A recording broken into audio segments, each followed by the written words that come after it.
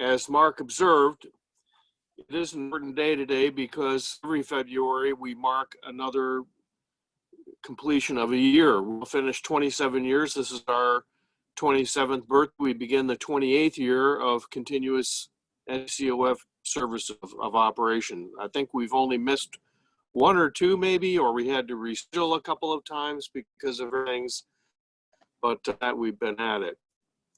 I will ask our YouTube viewers to ring the bell and come and like us, and go to our Facebook page and like us.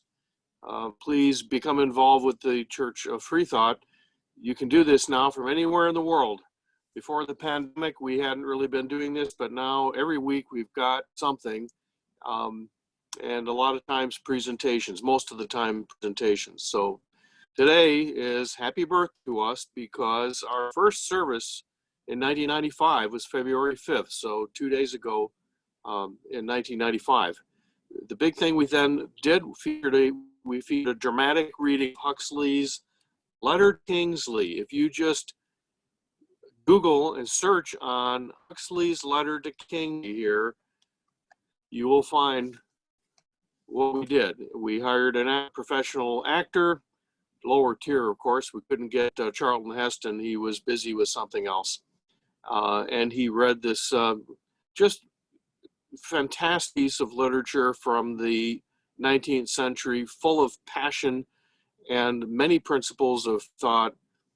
There's a lot of things like this that are out there, the writings of Voltaire and others, but this is what we had at our first service.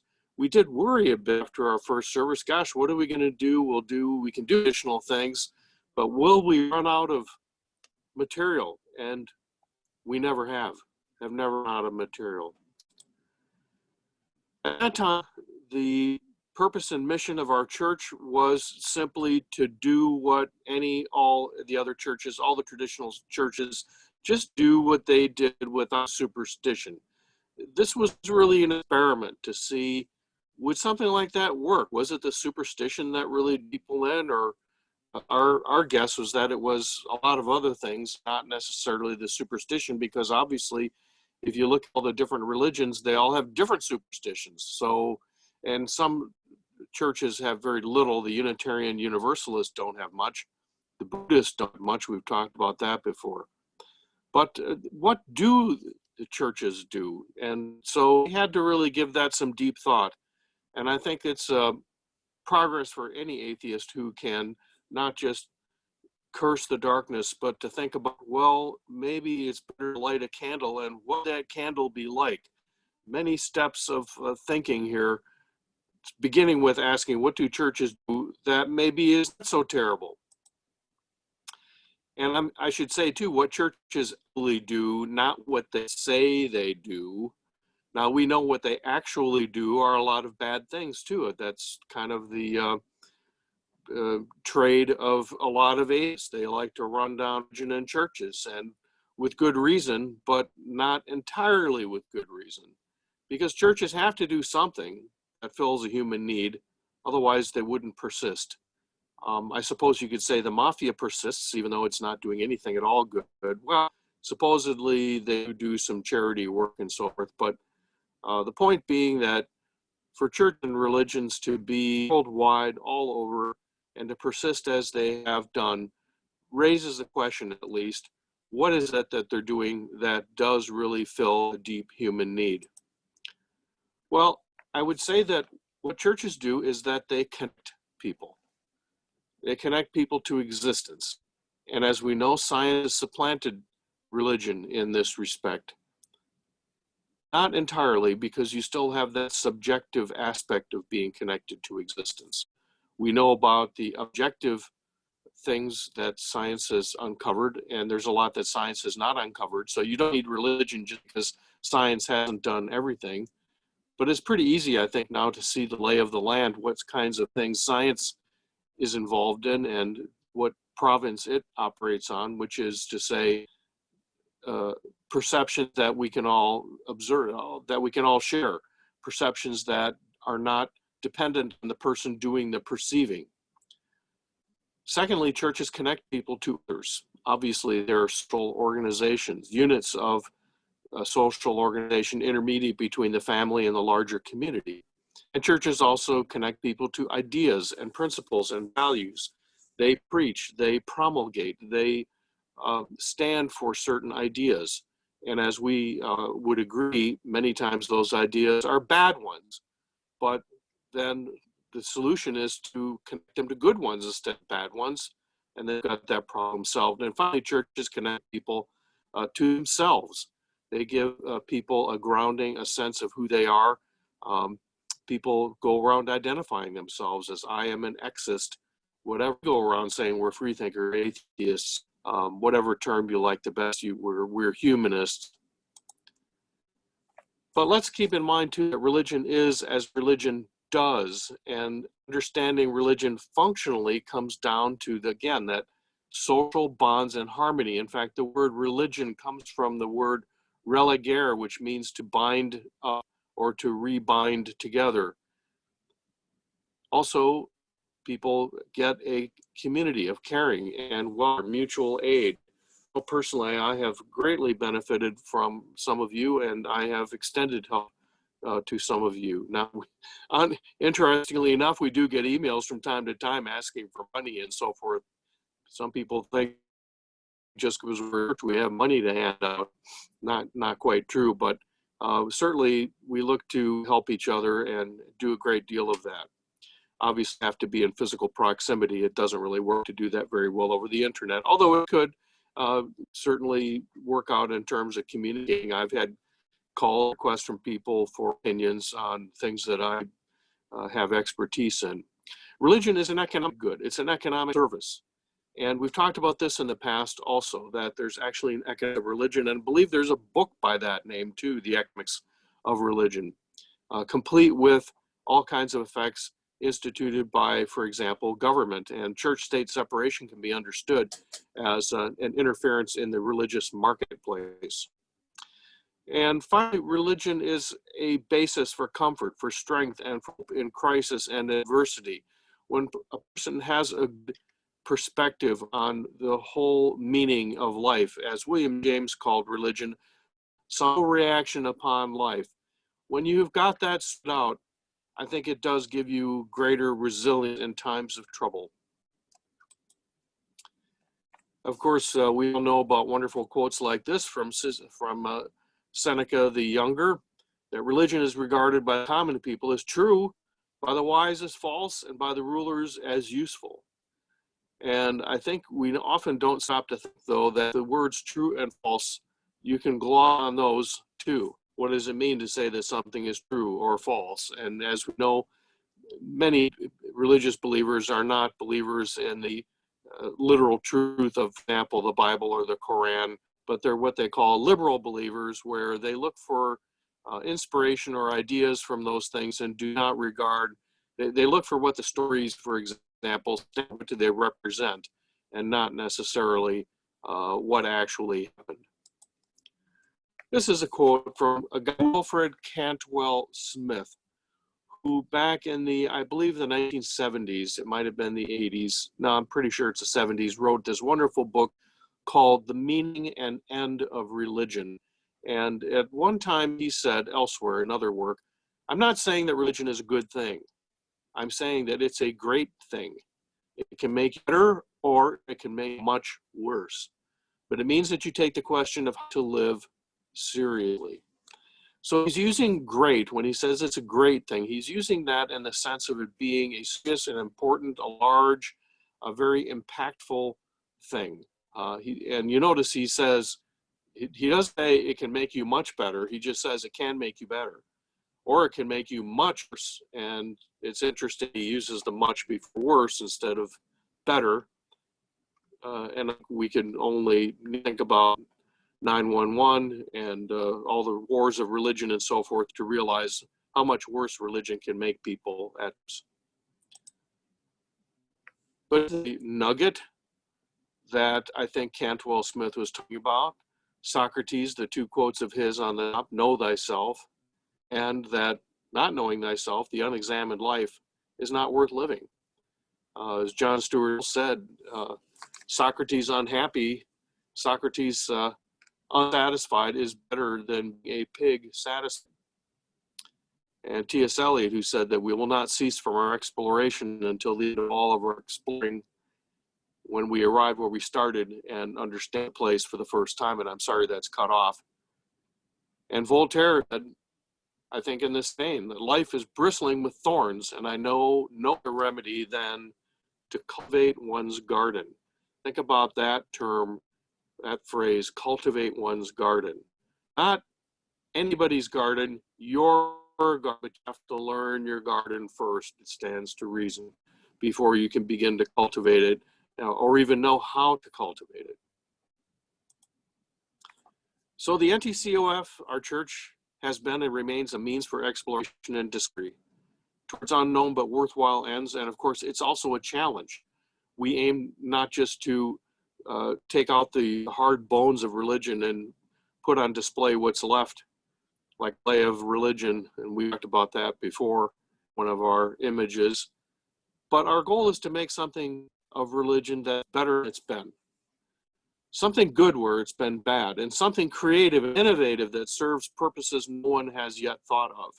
The idea that religious doctrines or religious ideas just be there and never change, that is as stupid as to think that once you discover something about the world in a scientific sense, that is never going to change. If religion needs to change in one thing besides getting rid of the superstition, it's getting rid of the idea that it is supposed to be changeless, and that a deity that is changeless is worth worshiping or even having regard for. And so happy birthday to us. I think we've been doing it, and as we continue to do it, we learn new things that we're doing. It's an evolving process, not just what we are, but what we do, how we think of ourselves. And I think that's a good thing. It's not that you don't know, it's just like science that all of us have a high regard for. It's not the same now as it used to be, and it's going to be the same in the future as it is now. But that's a feature, not a bug. T.H. Huxley, the guy who wrote the letter to Kingsley that I talked about earlier, this is an excerpt from that. He said, I believe that seeking for rewards and punishments out of this life leads men to a ruinous ignorance of the fact that their inevitable rewards and punishments are here. And this, again, is another thing that our church champions and preaches, something that we promulgate. Because if you don't realize that all of the rewards and punishments exist in this one life, then how are you going to feel when you get to the end of your life? The believers are fond of saying, well, what happens when you die and then you find out you're wrong? Well, God, I guess you'll just deal with that. But what are you going to do when you get to the end of your life? That's all there is. And you realize you wasted it believing in a bunch of fairies and Easter bunnies that are complete nonsense, and treating other people badly because your religion said to do so. That would be far worse, far worse. Mark, you asked about history, and I did sneak this in here, but it's only just one thing. February 7th, this date in 1783, French and Spanish forces lift the Great Siege of Gibraltar. That's it over on the right-hand side. And they were besieged for years by the French and the Spanish. Nobody could get in or out. Well, with some exceptions, we'll talk about in just a minute. And see the picture I have on the left there, that's the surrender of Cornwallis at Yorktown. Now, actually, Cornwallis never showed up. He was kind of like Trump at the Biden inauguration. He never showed up. He was sick, but he sent his representatives, and they brought his sword. And so they surrendered thousands of British regulars. And the reason for that was the help of the French, especially, who had a fleet out in the nearby ocean. So here's the backstory and why these two things are related. June 16, 1779, Spain joined France in the war against Britain. And Spain immediately located Gibraltar, which, as most of you will know, you should go to look at a map today just to refresh your memory, is a little piece of the Iberian Peninsula surrounded by Spain. You see, Spain lost Gibraltar to Britain in 704 when Britain captured it. And in 1713, some years later, they ceded it in perpetuity, the British, in the Treaty of Utrecht, a town in the Netherlands. The Dutch and the British were allies together against the Spanish during the War of Spanish Succession. However, despite the blockade, British relief convoys got through in 1780 and in 1781. And I've made the 1781 a little different color there. Reason we'll get to in a moment. There were grand assault in September 1782 by Spanish and French forces. They had 60,000 troops against 5,000 defenders in Gibraltar, and it failed. They failed to take the place. Think about that. The Rock of Gibraltar, that place is impregnable. Easy to defend, but so easy to isolate. And conditions were terrible. They were not living in luxury during the long siege. But there was another relief convoy that got through in October of 1782. They nevertheless got through the blockade, and then finally ended February 7th, 1783, after 7 months and 12 days. That is the longest continuous siege in history. When you look it up, they generally say the longest siege in the British experience, but it's also just the longest continuous siege in history ever. Well, the Treaty of Paris, and I forgot the Y on treaty there, it's a Treaty of Paris. I guess it was a treat for us, was signed September 3rd, 1783. And remember, 1781 is kind of sandwiched in there. Well, now, why is that important? It's important because that convoy that got through in 1781 to relieve Gibraltar was carried out by the British Navy, which had been blockading the French port of Brest to bottle up the French Navy. They decided to go and relieve and resupply Gibraltar, which was in desperate need at that time. The French discovered they were no longer being blockaded. So what did they do? They sent their fleet to the New World because they were in port of the American Revolution. So it turns out that all sorts of things were going on around in locations around the world, especially once France and especially once Spain joined the American Revolution, the cause of the colonists. And the British essentially ceded, they essentially gave up their American colonies in order to keep Gibraltar, because they kind of had to do one or the other. And that's what they chose to do. On the other hand, what happened then? Well, obviously the British situation improved, and they were by then in peace talks with the Americans. Interestingly enough, Spain and France did not want America to get land all the way to the Pacific Ocean, but the British saw that they could give more favorable terms to the colonists in the negotiation after the surrender at Yorktown than if they negotiated in combination with France and Spain. So what happened? We got a better deal because the British they finally saw the light, saw that they wanted to have good relations with the American colonies. And of course, the colonists, for their part, well, gosh, we want all that land to the west, even though it didn't really belong to them, but that's a talk for another day. So this is what we're talking about, the famous Rock of Gibraltar. There's a whole city, I believe it's on the other side of this photo. It's interesting how Gibraltar gets its name, too, because it's basically named after one of the Muslim invaders that came up from North Africa. When they landed here, they called it the Mountain of Tariq, which translates in their language as Gibra Tariq, which got changed or modified to Gibraltar. Gibraltar turns out to be very important and subsequently in history. It was a darn good thing that got it, because during World War II, Spain, led by Franco at the time, was neutral, did not really become involved, and Hitler desperately wanted them to become involved, and Hitler made an effort to get Gibraltar and failed. Big surprise there. Franco was actually harangued for something like a 4-hour period of time by Hitler, and afterwards said that he would rather have spent the time in a dentist chair. So Gibraltar turned out to be very important in keeping Hitler from taking over the world. And I think it shows very well the importance of, as it's Democritus, the same guy who predicted atoms, said that all things are the product of chance and necessity, and a guy named Jacques Nod, his name there, wrote a book called Chance and Necessity, and that's very good reading as well. It's Jacques Monod was a Nobel Prize winning biologist of the 20th century, and he pointed out all religions, nearly all philosophies, and even a part of science testify to the unwearying, heroic mankind desperately denying its contingency, and yet so much due to chance. We love science, which with its laws and the things that happen because they must, but so many things are also due to chance. Evolution's due to the directions that it has taken have been due to chance, and Richard Dawkins has written eloquently about this. So did the late Stephen Jay Gould. If you've never read Stephen Jay Gould's book, Wonderful Life, he talks about how if you could rewind history and play it again, it probably not turn out the same way.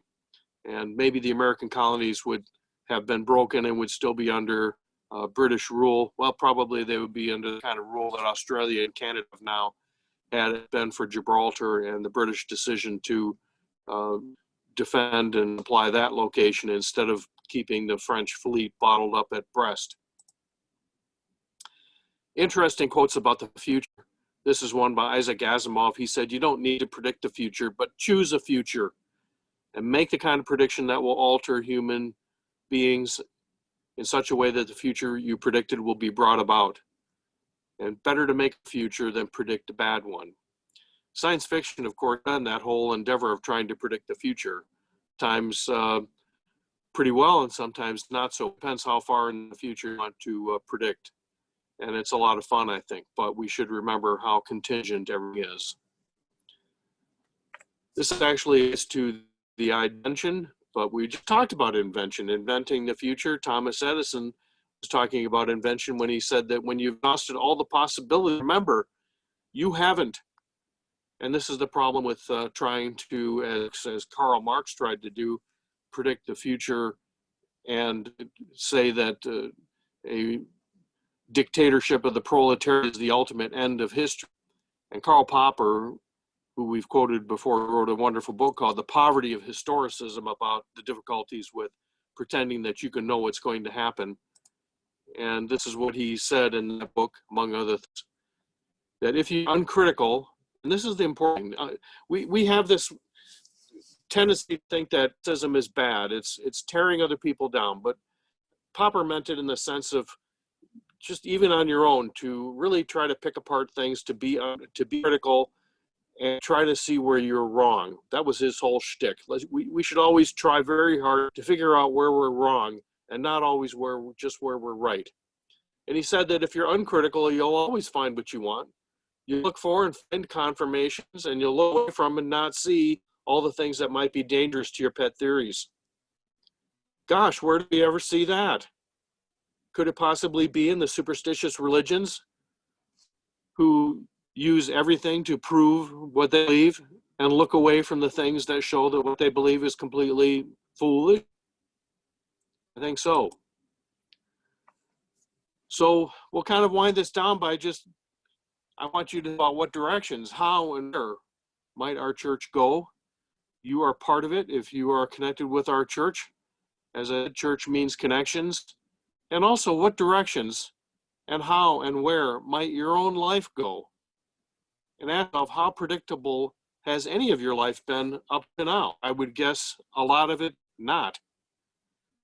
There's this wonderful word, serendipity, of finding something valuable that you never expected to find, especially in a place where you perhaps found it. So our principles, our creed as it were, reason, enjoyment, appreciation, and love, attaching, finding the things, discovering the things that are worth attaching value, meaning, and purpose to. And reminder, once we get to discussion, and we'll go on for as long as people are interested, let's not let politics ruin our civility. And we put this up this time too. There's actually some principles of civility that have been developed. Paying attention to other people, really listen to them. Don't just be thinking about what you're going to be saying next. Assume the best of people, assume that their intentions are good, Look at all these believers that assume that the Bible is the Word of God, and they will bend over backwards to ignore all the silly things that show that it's definitely not the Word of God. Respect the fact that people have their own opinions, and that you can't just select their opinions. You don't need to respect their opinions as such, but certainly and the way that they feel about those opinions, because they're going to be similar to the way you feel about yours. Acknowledge others and respect their time and space. Apologize when you need to, and still assert yourself. Don't let yourself be railroaded and run over. Accept and give praise. My goodness, I think most of us, if you have a dog, John's dog was barking there for a bit. We know you have to praise a dog to train it. People are the same way. We need, at the same time, we need criticism. That criticality, not in the sense of tearing people down, but where might we improve? Where might the weaknesses be in our beliefs or our attitudes? And not to just comply idly, but to be considerate always. After all, Epictetus pointed out, it's impossible for a man to learn what he thinks he already knows. And what are we here for? To learn something. I hope we're all here to learn something. And as Lincoln put it, he said, I destroy my enemies when I make them my friends. People don't usually think of things that way. But in order to think of things that way, then you have to think about your enemy as possible friends. And they are.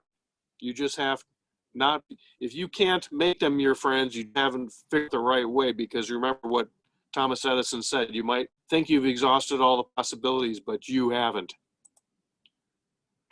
This is a quote from Jonathan Haidt, his wonderful book, The Righteous Mind. This is from an editorial in the New York Times back in 2018. He put out, and of course this is in the middle of the Trump presidency, where people are all with each other about various things connected with that. Pointed out that democracy is hard. It demands all these things from us, and it demands especially practice. You have to do it to get good at it. Finally, and I probably should spend an equal amount of time on this subject that we've spent up to now, Freethought is not free. Please donate on the PayPal link on our churchoffreethought.org webpage. Go to our Facebook page also. We're easy to find. Put in Church of Freethought.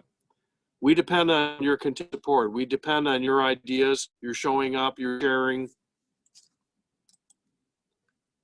And there are reasons to give us your money, but they all boil down to one big one, that we can do together what none of us can do on our own. We humans are social animals. You can do a lot on your sitting in your armchair. Even be critical of your own ideas doing that. But I think we're better when we do with other people, and we're open to other people. And besides, if you don't do these things, suggesting you consider, you might be darned to heck. What are you going to do if you die and you find out you're darned to heck? Help us promote your values. Always demonstrate your commitment by being the future that you wish to see. And I think we'll move on to question and discussion. And again, if you're watching on YouTube, ring the bell, give us a comment below. Tell us what you think about what we've just been talking about, and come to our Facebook page and do the same at our webpage, churchoffreethought.org, where there is a forums. Hasn't been very active, but it can be more active as anyone would want it to be. And thanks very much for listening. Let's go on. I want you all to be critical of what I've said.